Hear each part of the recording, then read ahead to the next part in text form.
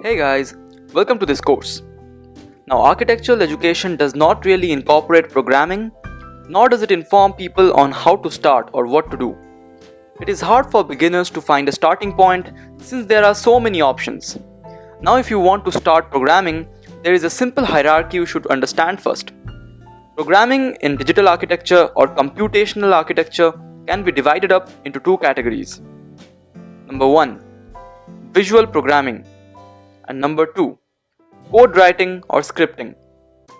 Let's understand visual programming first. So visual programming or flow-based programming can be found in many softwares that are used today like Rhinoceros and Revit. Visual programming offers you the advantage of understanding algorithms without writing any code. You can set up a few components, connect them, and create a script that allows you to create geometry by changing some parameters. So Rhino has a free plugin called Grasshopper that allows you to do this, and Revit has one called Dynamo that does the same thing. The second option is code writing or scripting.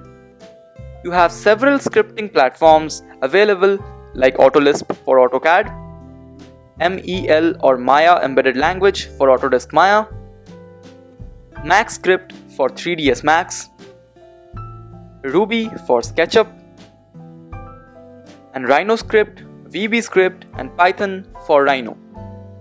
You also have original programming languages like C++, C#, etc. But these are not really that easy to learn.